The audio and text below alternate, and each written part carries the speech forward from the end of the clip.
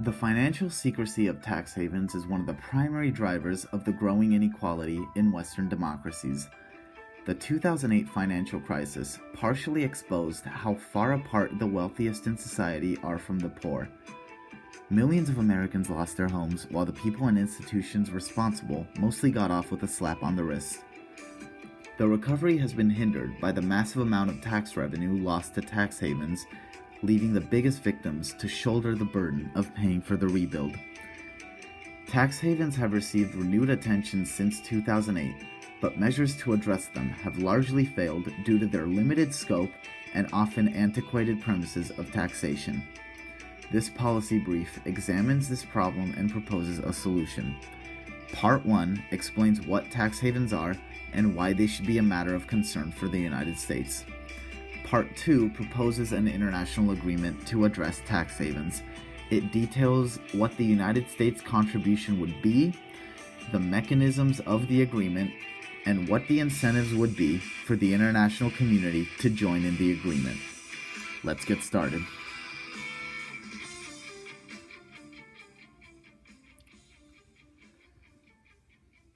Part 1. One of the reasons that tax havens are so difficult to address is because of how difficult they are to define in the first place. Broadly speaking, though, a tax haven is a country that offers minimal tax liability to foreign investors, whether these investors are individuals or multinational corporations, or whether these investors have legitimate business operations or are, in fact, fronts for criminal enterprises. These investors then take advantage of these countries' lax tax regulations and strong secrecy laws to ensure that the money placed in these offshore accounts is taxed at the low rate of the country the account is in, rather than the higher rate of the investor's native country. The maneuvers used to stash money abroad are highly complex and esoteric, but a relatively simple example can go something like the following.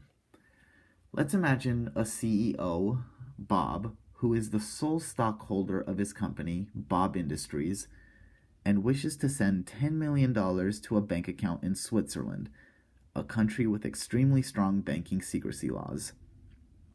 First, Bob creates a shell company in the Cayman Islands that he calls Totally Real Company, Inc. This company has no location, no employees, and no assets. It exists entirely on paper. Nevertheless, Bob can now open a Swiss bank account in the shell company's name in the span of only a few hours. Then, Bob buys fictitious services from Totally Real Company, let's say financial consulting services, and he pays for them by sending money from Bob Industries to Totally Real Company's Swiss bank account. And now Bob wins twice. First, Bob writes off the services he bought from Totally Real Company as a business expense, thus reducing the taxable income of Bob Industries. Then, his money doesn't just sit in the Swiss bank account. The bank invests Bob's money, generating interest, dividends, and capital gains, and neither he nor the bank are obligated to inform the IRS. So in the span of a few hours, U.S. tax authorities have been cheated out of potentially millions of dollars, and Bob has a hidden stash of money that, through other evasive maneuvers, he can now use as he sees fit. This is a fictitious example of one individual, but the practice of hiding money from tax authorities in offshore accounts is responsible for billions in lost tax revenue in the United States. U.S. firms alone are estimated to cost the United States $130 billion in tax revenue a year through tax avoidance schemes, and this does not include the additional amount of personal wealth stashed abroad.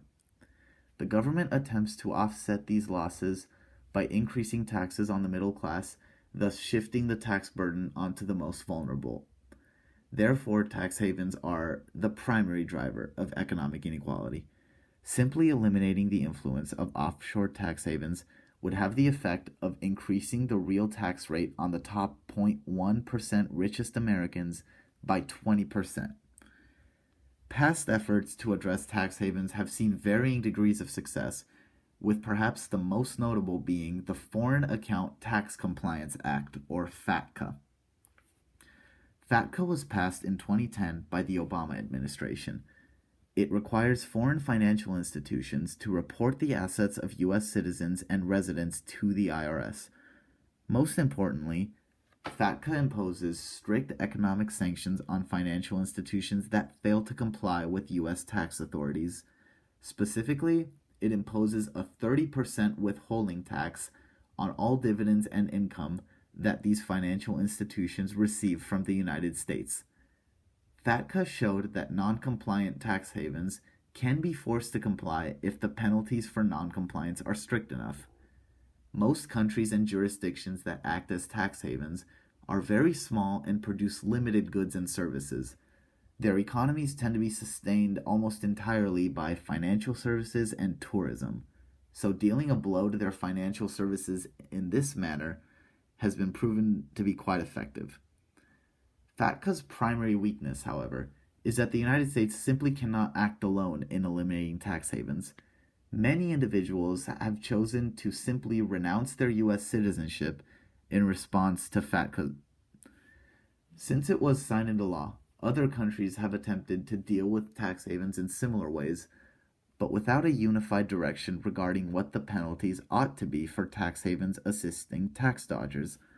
Even the EU's primary measure contained a massive loophole that rendered it completely ineffective. For tax havens to go away, international cooperation will be key, and the United States can lead the way in this regard. Part 2. Any measure to address tax havens must first begin with international cooperation. In 2021, the G7 announced support for a global minimum tax rate of 15% and to tax certain companies based on where their goods and services are sold rather than where the company is headquartered.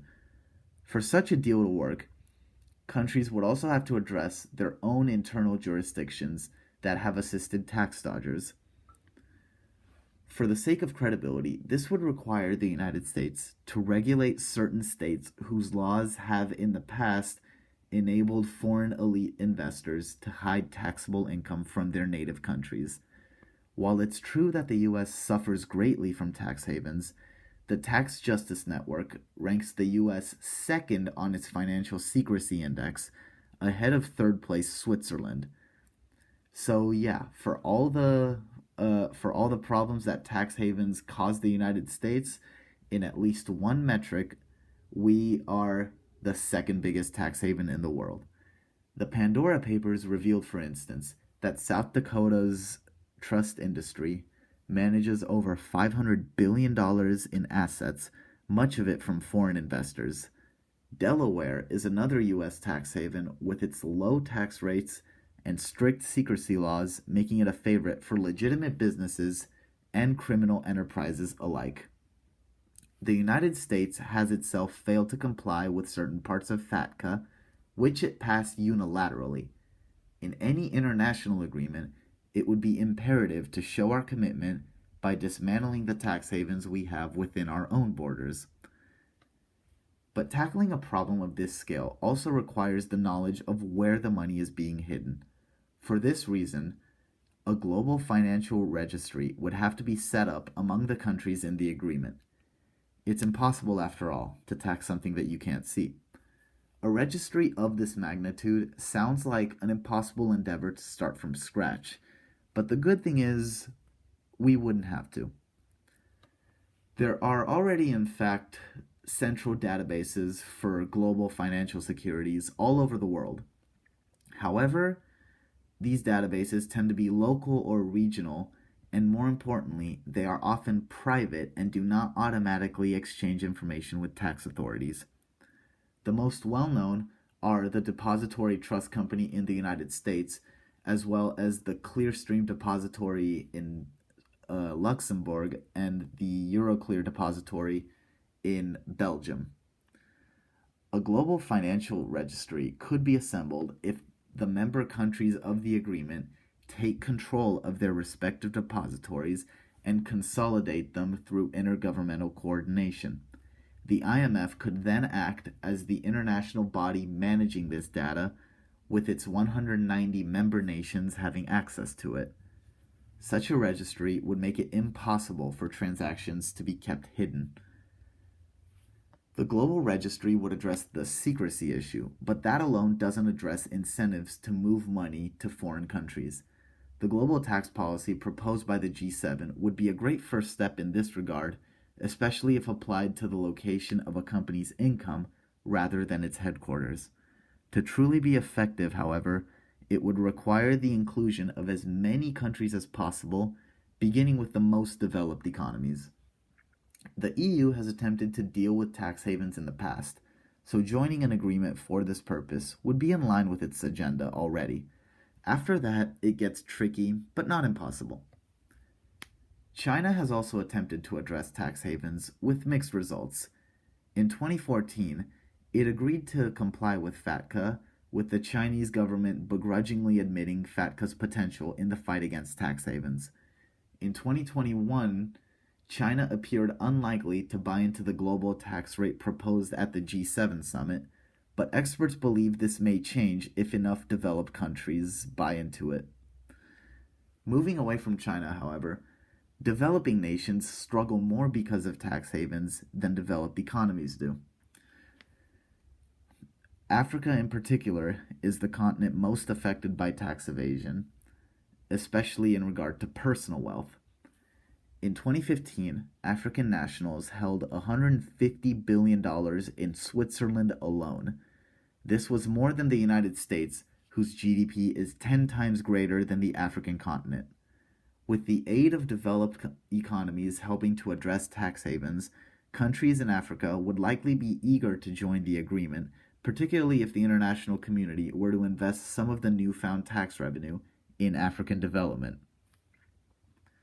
But now that we have considered the incentives that the countries fighting against tax havens would have to join, what incentives would the tax havens themselves have to comply?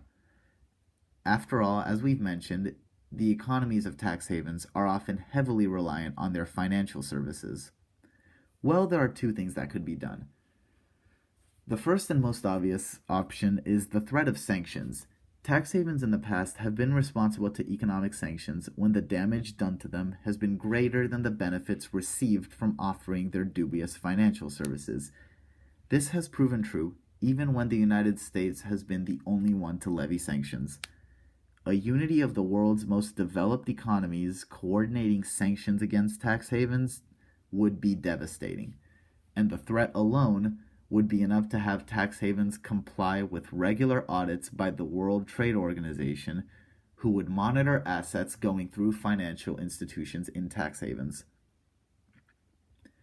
Another way we could force compliance, or at least incentivize it, would be to use a small part of the tax revenue that countries recover through the agreement to invest in the economies of tax havens and make them less reliant on financial services. It would, in theory, function as a sort of Marshall Plan for tax havens, aiding in their economic development in exchange for them ceasing their tax evasion services. As membership in the agreement grows, the contribution of each country could decrease, but essentially the plan would be to buy the tax havens' compliance, which wouldn't be too expensive, due to their economies being very limited in size and therefore not requiring a whole lot of money to function.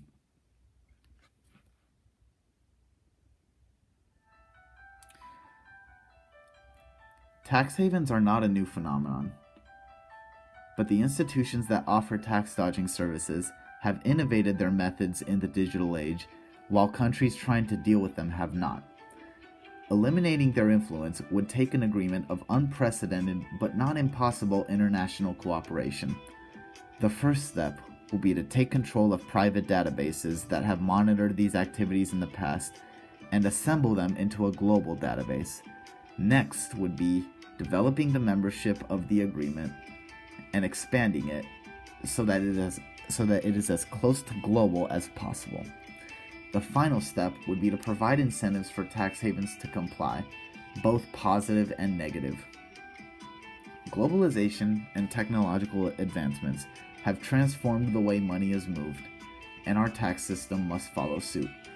The United States has never completely recovered from the financial crisis, and now we are in the early stages of recovering from the devastation of the COVID pandemic.